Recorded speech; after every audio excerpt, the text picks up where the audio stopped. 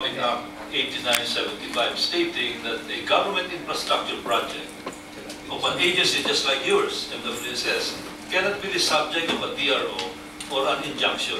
What is your position on that? You are correct, sir, when saying that a government project should not be subject to DRO. In fact, we have filed a motion for recall, but it was denied. In other words, it is your position that the judge is ignorant of the law. I would say so. And or either he's ignorant of the law or he has demonstrated abuse of discretion. In the case of the National Water Resources Board, I understand from my research that their certificate of public convenience of the BFHI has expired. Is that correct? That is correct, Mr. Chairman. So if it has expired, then it has no more personality to say that they have an interest in this undertaking. Well, I'm not as a water utility operator, Mr. Chairman. Look, may I also this add is a water something? utility operation issue. Basically, it's operating illegally. So, Without a certificate of public. so they are operating illegally. The BF Homes Incorporated, Yes. through PWCC. Yes, Mr. Chairman. Is this something that you have volunteered or manifested to the judge? Or are you willing to be a witness before the judge? Or if it goes higher, the Supreme Court or the Court of Appeals? Yes, Mr. Chairman. Mr. Chairman, may I add some facts to the Mr. Chairman, chronology? because it's very obvious from these discussions, based on the expert testimonies of our resource persons, the MWSS and the National Water Resources Board, that the court has no business issuing a TRO or an injunction against a government project. And then in the case of the National Water Resources Board, it is very clear from their statement in this inquiry that the BF Homes Incorporated has no more personality because their CPC has expired. And have they applied for an extension? Mr. Chairman, they applied for a extension of their CPC on 2006, but the same was already denied last year. So there is a denial already, and it is really a big puzzle as far as the superstation is concerned. Why the judge issued that restraining order? Why the judge honored the BFI to the detriment of the interest of the residents of BF Homes Incorporated? And that is the reason why I feel that we have a very strong case, not only with respect to the right of BF Homes residents for water, but the right to seek remedial measure or corrective action or even disciplinary action on the judge. Question on the chair, to Atty. Santos. Now, what is the penalty for this kind of violation? I think you should know. What's the penalty? Well, we can, the penalty is 5,000 per year. And we can issue a cease and desist order to stop the operator from operating the water system and charging their customers. Have you issued a cease and desist order already?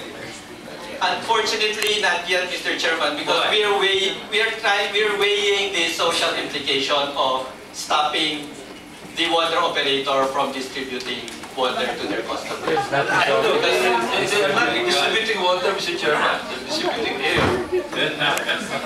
Maynilad is prepared. So, in view of this, can we now ask the National Water Resources Board to issue a cease and desist order to the PWCC and the BF Homes Incorporated? Is that a motion, Your Honor? Yes, that is a motion. Any second to the motion? Clarification, Mr. Chairman. I'm not against the motion. Baka naman makatumigil dyan eh. Wala ng tubig itong mga tao to. Well, I actually, think let me just pursue, Mr. Chairman. May I pursue my Mr. Chairman, I have the floor if I may be allowed to continue my line of questioning. With the permission of my colleagues, before we act on that motion, we have here with us the concessionaires. Why don't we ask them first if they can immediately get into the picture and provide the water for the entire BF operation. The National Water Resources and the MWSS and the others are peripheral issues. The main problem is walang tubig.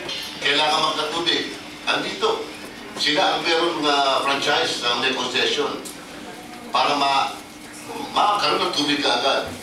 In other words, In indulgence of the one at the floor, let us allow, and he did the reply first of Maynilad. Thank you very much, Your Honor. All we have to do is lay out the distribution pipes. We can provide the water. In fact, we were laying out the pipes together with agreement of the homeowners, but we were stopped by the court. In that case, Mr. Chairman, I reiterate my motion. There's a motion on the floor. Any second? Second. We move a second. Before we roll on that motion, Okay, listen. I do not want to be accused of railroading anybody. Everybody has been heard. Is there any representative from BFI or PWIC? So that at least in a democratic system, we can hear also all sides. I think it's just fair to allow them to speak before we act on the motion. Do we have a representative here from the UB? Mr. Chairman, with your permission, may we allow the representative from...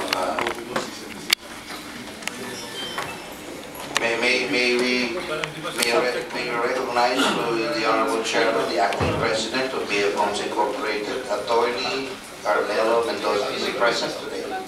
Go ahead, please. After you, I will recognize the Honorable Barsaga. May we hear the side of BF? May I proceed, Mr. Chairman? Your Honor. Good afternoon. First of all, I'd like to thank this committee for giving us once and for all this opportunity to explain. We have made several attempts to participate in any discussion about the water, but sadly, we were never given the chance.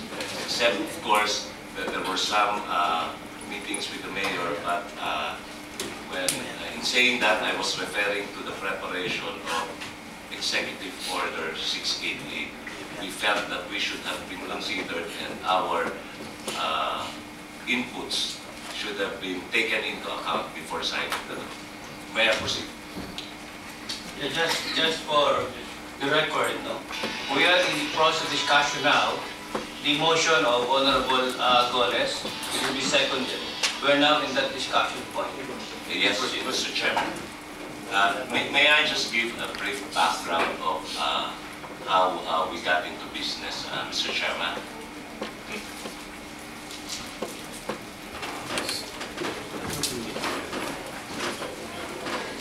Sometime in 1973, Mr. Chairman, BF Homes Incorporated filed an application for certificate of public convenience to provide water in BF